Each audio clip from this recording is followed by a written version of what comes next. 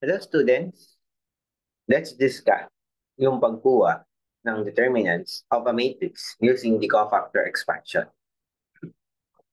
So itong method na to is, take note that it is only applicable kapag ang matrix natin ay 3 by 3 or 4 by 4. Actually, pwede naman siya sa larger sizes of matrix. Kaya lang, it will become tedious to compute because the number of calculation will increase, or let's say it will increase exponentially. So, parami yung kukumpitin ninyo. So, that's why it should be limited to 3 by 3 or 4 by 4 matrix lang. So, ito yung general formula for getting the determinant of matrix A. That is summation of -1 raised to I plus j times A sub ij, then multiplied by the determinant of your M sub ij.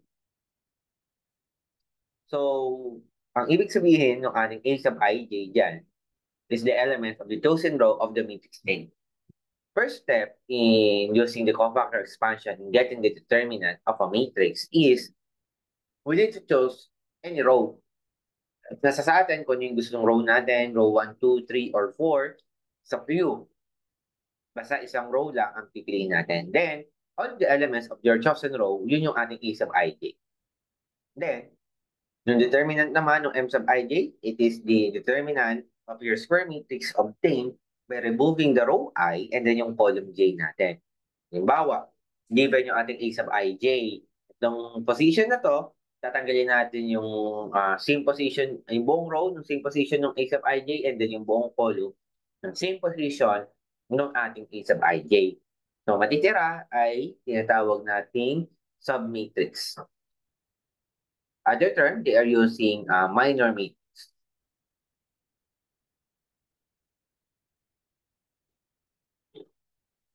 Of course, now to understand more how to perform this calculation, let's have an example. So, getting the determinant of this matrix A na 4 by 4, una muna, pipili tayo ng row. Any row. Ako, pipiliin ko ay second row. So, let's highlight yung ating second row. Then, lahat ng elements na nandiyan sa second row yung ating A sub ij. So, lahat ng A sub ij natin ay ito. So, let's write it here. Lagay natin yung exact position ng bawat elements. Yung una is yung second row and then first column, that is your -4.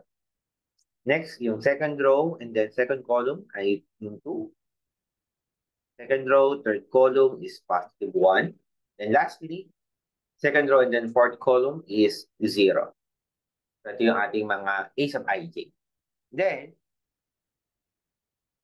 once na nakuha na natin itong mga A sub ij, then we can proceed na dun sa ating formula ng ating cofactor expansion. Ito siya, no?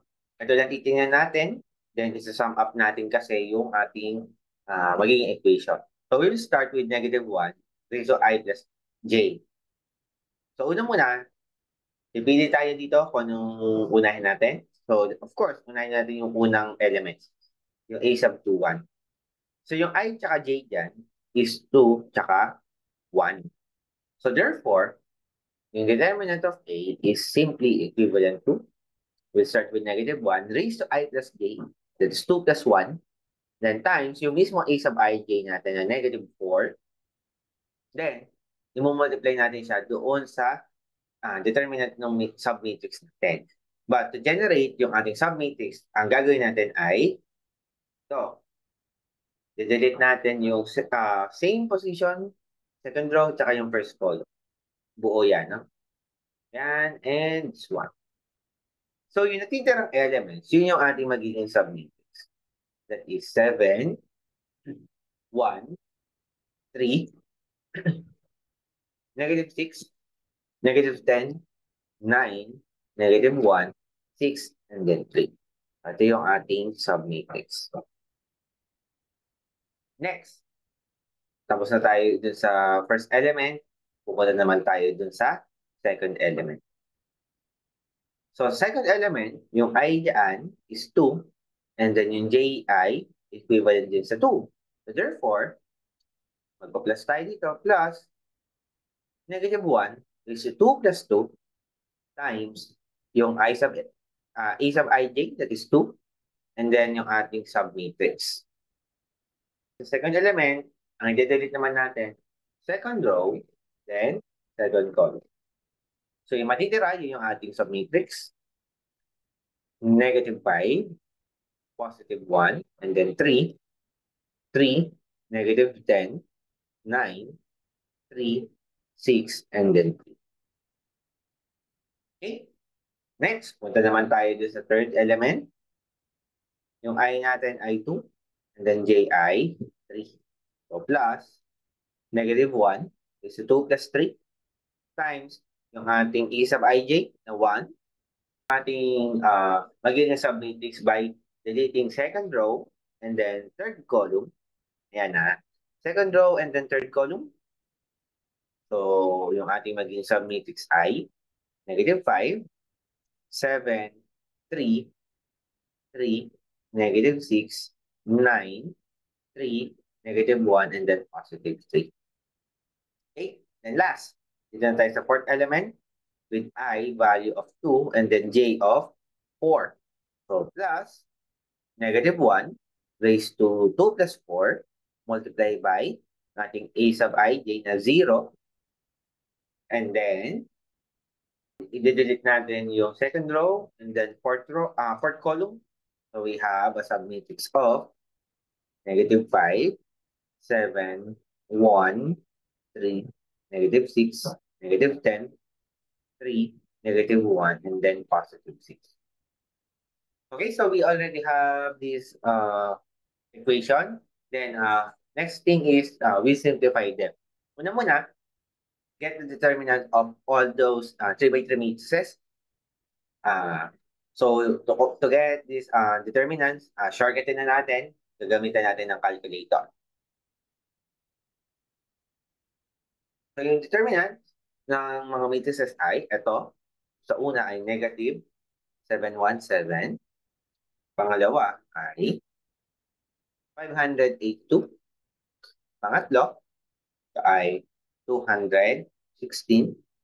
Then lastly, this is -91. Pwede na rin natin itong i-simplify.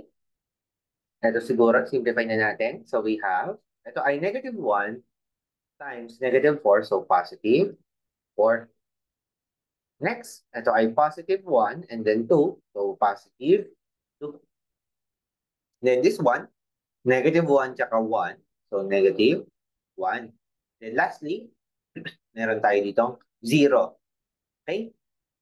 Then, sulat natin yung ating simplified equation. So, determinant A is equivalent sa 4 times -717, 2 times 582, then plus -1 times 216, then plus 0 times -91. So itong last term na to, we can cancel them out since ito ay 0 times -91. Therefore, final answer natin ay -1,900. So this is now the final answer for this matrix. Okay? So, if you want to practice this calculation of getting the determinant of a matrix using the cofactor expansion, ang pinakamagandang gawin is you can use different rows. Use different rows and then try it on your own. Then solve niyo, dapat ang makuha niyo rin determinant ay -1 and 20.